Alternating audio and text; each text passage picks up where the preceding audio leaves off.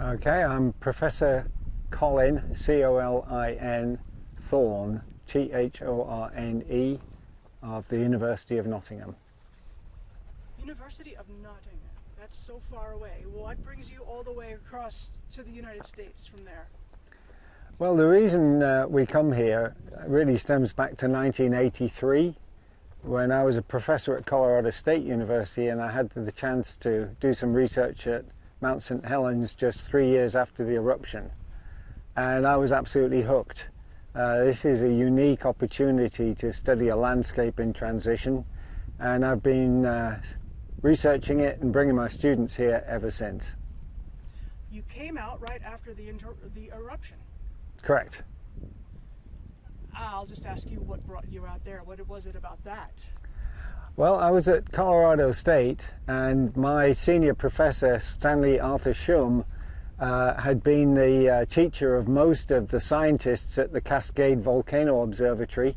And so Professor Shum was able to arrange for me to collaborate with them on a study of post-eruption fluvial geomorphology, which is a fancy name for river science. I'm going to jump around a little bit here. People in the UK know about St. Helens? People in the UK are interested in St. Helens? Yeah, perhaps it's not well known in the United States, but Mount St. Helens features in nearly every physical geography textbook for high school students on the planet. It's such a classic example. It's so well documented that it's used by authors worldwide. So many of our students at the University of Nottingham have already heard about Mount St. Helens, but they'd never dreamed they would have the chance to come and study here. So for many of them, it's not only a bucket list item, but it also changes their lives. That's amazing. How long have you been studying the Toutle River and the sediment plan? Well, I first studied the Toutle River in 1983, just 3 years after the eruption, and I've studied it on and off ever since, but particularly during the 1990s I worked with Dr. Andrew Simon at the US Geological Survey, and in the 2000s I was requested by the US Army Corps of Engineers Portland District to give them some advice on sediment management in this very, very dynamic landscape. What have you learned over your lengthy time studying it? How have things changed? So the river today is a different river to what it was prior to the eruption, and it's a different river to what it was immediately following the eruption. It has evolved through time as sediment has been eroded from the mountain and transported down to the sea. And so as a piece of natural science, it's really interesting. But on top of that, the geography of it is so interesting too, because the way that that has affected the lives of the people of Cowlitz County and the way they've accommodated this very unruly river, and the strident and successful efforts of the US Army Corps of Engineers to keep people safe despite the risks of sediment loads that are accelerated and floods that are amplified by the post-eruption environment. Does your work, does it inform them in that endeavor? Yes, I mean, I'm basically an academic, so I'm interested in science and research, but I'm very interested in applicable research. And so the data that we gather with my students each year is taken up by the US Geological Survey, and I'm in frequent contact with colleagues at the US Army Corps, both at the Portland District, but also particularly at the Engineering Research and Design Center in Vicksburg, Mississippi, to push the boundaries of our understanding of sediment dynamics in disturbed systems. What are the methods and experiments that you use when conducting these surveys? So our research really involves two components. One is to resurvey the channel. We call that the morphology of the channel. It's the width and the depth and the slope and the velocity. and noting how those change through time, year on year and decade on decade. And that gives us great insights, not only into how the river works, but how it might continue to evolve in the future. And then the second thing we do is try and measure the sediments themselves. And today we're looking at the size distribution of the material being trapped behind the sediment retention structure, which you can see behind us. And you know, sediment ain't sediment. It could be boulders, it could be gravel, it could be sand, it could be clay. That's all sediment, but it all reacts differently, and we need to understand that. So the clay and the boulders, that all tells you something. Yes, the way that the boulders and the clay and the sand and the gravel are sorted by the river as it transports them from the mountain to the sea gives you great insights into how this great machine, this sediment transport machine, operates. And you know, when we try to manage that river, my watchword is we can't manage what we can't understand. So our understanding really informs the management. And you're doing the research right here in this right behind you. This is it? Yeah. All right. And all the way back up to the mountain. And all the way to that right there, that wall, that sediment retainer right there. Right. That's the sediment retaining wall right there. Yes, this is the sediment retention structure right behind me. Put by the Army Corps of Engineers. Yes, this structure was built by the US Army Corps of Engineers in 1989, and ever since that it has trapped sediment that otherwise would have gone down into the Cowlitz River and caused increased flood risk to the people of Kelso and Castle Rock and Lexington and Longview. So in that way it does serve a direct beneficial need. Yes, the SRS has been a highly successful piece of engineering. It was a brilliant idea to store and sequester sediments in a place that's safe, and it's kept people safe for 40 years. They're talking about making it taller. Yes, the sediment retention structure doesn't just store sediment by causing a reservoir to fill in like a dam would. It's not a dam, it's a sediment retention structure. And so to make it more efficient, you can do a couple of things. You can either raise its elevation, which is what's going to happen next year, or you can try and make the river make a steeper grade upstream of it. And in both cases, you'll store additional sediment. Now, most of what my research is looking at is the hinging effect of storing more sediment by building grade, but the Corps of Engineers is planning on doing a spillway rise, which stores more sediment by lifting the elevation of the spillway. Is one way better than another? Well, those two ways are complementary. They're not. It's not really one or the other. And in 2017, when the Corps of Engineers last revisited their long-term phase sediment management plan, which takes us through to 2035, they identified that those two ways of storing additional sediment would be both effective. And indeed, they did a pilot study on roughening the sediment plain to build grade, and they did an initial spillway rise to test the efficacy of that. And what we found is both methods work, and they can work in complementarity. Can you briefly tell me and the viewers, just for clarity, because this just hit me today, what the difference between a dam and a sediment retaining wall is? Because to the pedestrian like myself, I see them the same. Yes, I mean, it does look very like a dam, but the detail that the people who designed it in 1985 put in was they made it a leaky dam.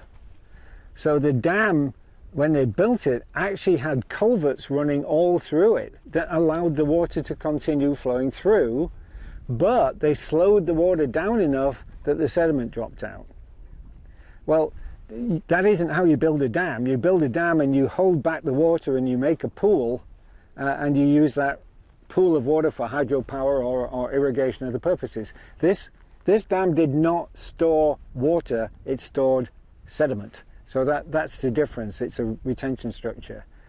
Having said that, with the spillway rise, it does act more like a dam, because now it will actually pool water back to past where we're standing temporarily until that pool fills up with sediment.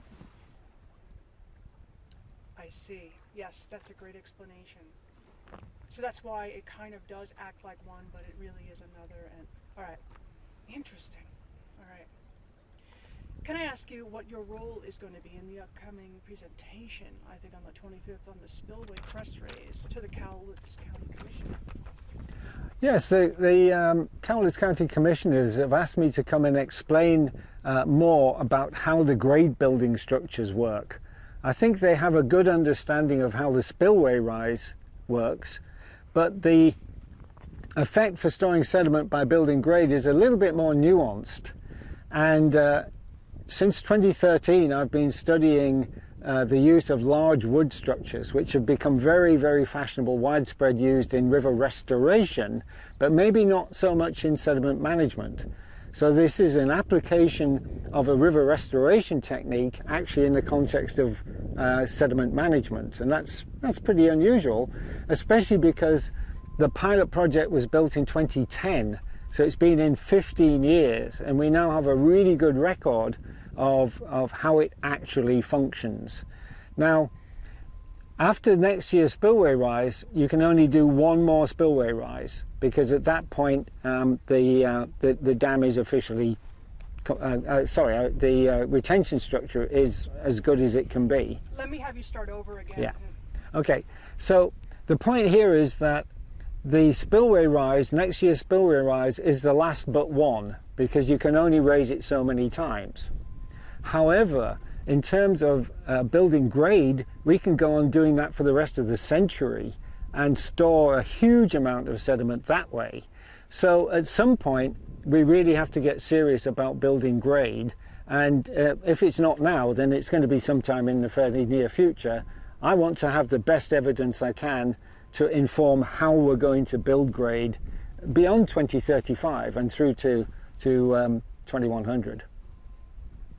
That is going to be, 2035 is really right around the corner, as much as we don't want to think about that. Yeah. Sediment from the 1980 eruption is expected to keep coming down the Toutle River system for years. How do you foresee impacts of the sediment in the watershed and communities evolving should the crest raise go forward, or if it is not done, versus if it is not done? Well, the decision has been made by the Corps based on their annual The decision has been made by the Corps based on its annual monitoring that it's time for a spillway rise. They only have 2 left, so this is a very important decision for them. Moving to the long-term sediment storage, though, and that will give immediate benefits for sure in terms of reduced sediment loads downstream. But in the long term, we'll need to think much more seriously about grade building, because that's the long-term sustainable solution. And it also produces multiple co-benefits for fish, for wildlife, for the environment. And so those are added benefits that the spillway rise doesn't give you. It's a great argument for it. You know, we're here in the Pacific Northwest, and I'm sure in all the time that you've spent here, you're very aware of how people are very into ecology and preservation. It's very green. We want to preserve the fish. We want to preserve the wild. Actually, we need to bring the fish back because they're not here like they were before the eruption. Mm-hmm. You know, we don't want to just think about paving things over and, you know, without thought of the consequence to the ecology around it. I'm sure your work is kind of, in a way, looking at all of those angles. Yes, as a geographer, I take a very holistic view. And so the sort of solutions I like the best are nature-based solutions with multiple co-benefits.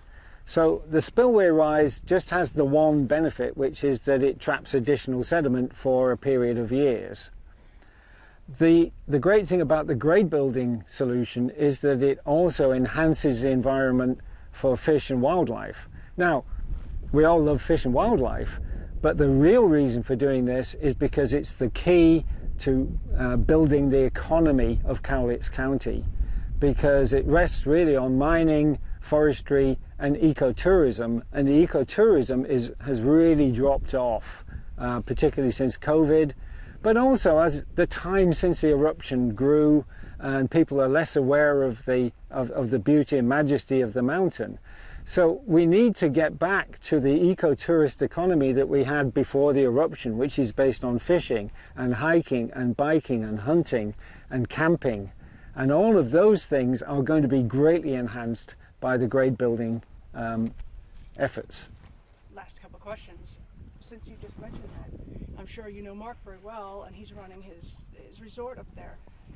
He would say, and I imagine you have a scientific sort of, because you're the scientist here in this, that the way the fishery was before the eruption, like $20 million industry, to what it is now. I understand only a year or two ago they brought maybe 100 fish. I mean, it's all but gone. It's all but gone. Because as a result of not just what happened naturally, but also in the ways that we're looking to mitigate it, that this is not helping. Like that spillway thing right behind you is not really helping bring that part back. Correct. That's correct. Can you talk a little about that? So when the SRS was built, consideration was given to fish passage, and it was decided that rather than trying to build a fish ladder, and fish ladders are pretty tricky to design and operate, they would do a trap and hole program. They would collect the fish downstream of the SRS and move them upstream in trucks, in tanker trucks, and then release them into the tributaries. And that's what's been happening for 45 years. Now, that isn't really fish passage. That's mitigation for the fact that you haven't got fish passage. And at some time in the future, but we don't know when, then we'll get volitional passage. The fish will be able to get over the SRS. And indeed, the spillway rise is specifically designed not to rule out that possibility, by maintaining the possibility of volitional fish passage sometime in the future. The thing that's maybe a little bit frustrating for me is, what are we waiting for exactly? I'm not sure why we can't twin track this. Let's have a spillway rise. Let's take the opportunity also to move forward with volitional passage, not just to keep it as an option for some time in the future that's unspecified. It's a great concern. Because if you engineer this right, informed by the science that your research is providing, you can have both. And would it cost more? I mean, would it be a much more momentous effort to execute that versus just raising it? Yeah. So I think the answer to my frustration of, well, why isn't it happening, is because the Corps' mandate is very clear from the US Congress to keep people safe, to keep the level of protection against floods above a minimum level, which they are doing. They don't have an obligation or a remit to restore fish passage. And they're not looking around for things to do. They're very busy people. There are other interests who would like to see fish passage, both state and tribal. And what we really need is for a coalition here to work with the Corps of Engineers to look for the additional funding necessary, because it would cost more to restore volitional passage, to find that additional money and then use the science. And the science in 2025 is not like it was in 85 when they built this thing. We do now know how you can have your cake and eat it. We can have a functional sediment retention structure that would also allow fish to move upstream. And it's right, the trap and hole program doesn't move enough fish. It will transport more to mitigate for the new spillway rise, but it's still only a temporary mitigation. It isn't the final goal that we're shooting for. it's clearly not ideal. No, I mean, ideally for the fish point of view, we'd be doing something different.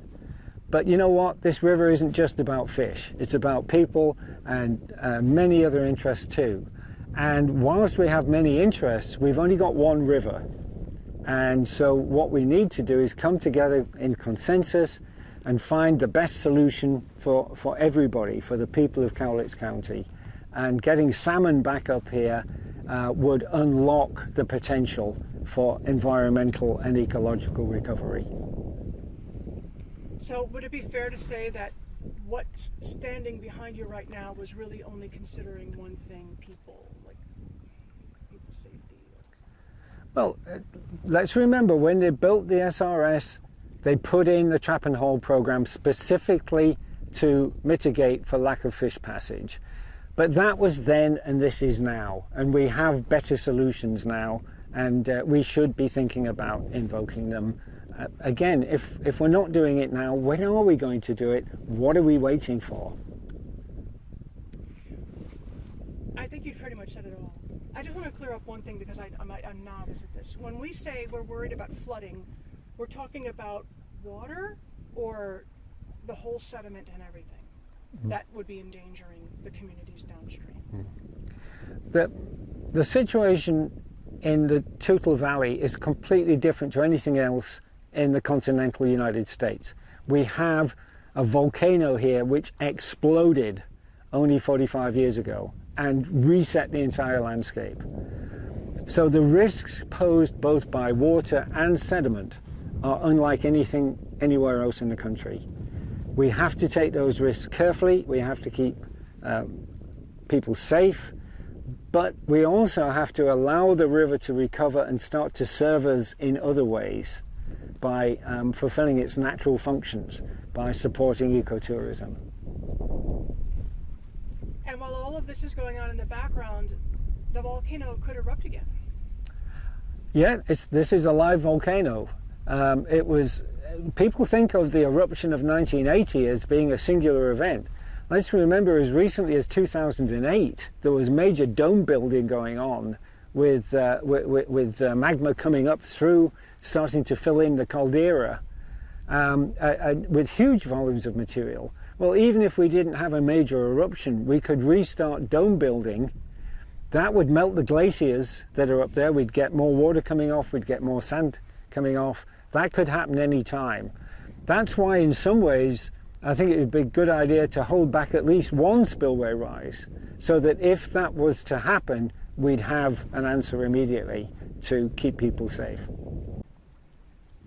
So I think what I'd say is really important is to remember that scientists shouldn't be making decisions.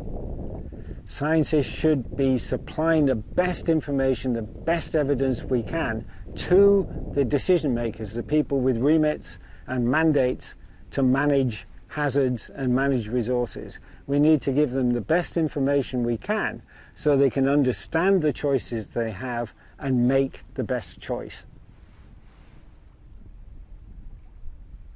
We didn't have that in 1980, or we didn't have that when we put that up?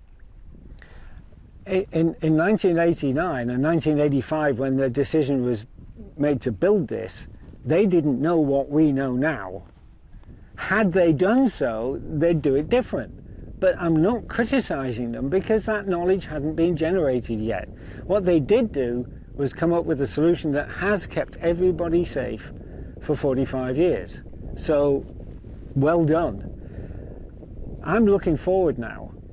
And keeping people safe isn't enough. We also have to help them become prosperous. And the river and its wildlife and its scenery is a key to doing that. So let's start working on that as well.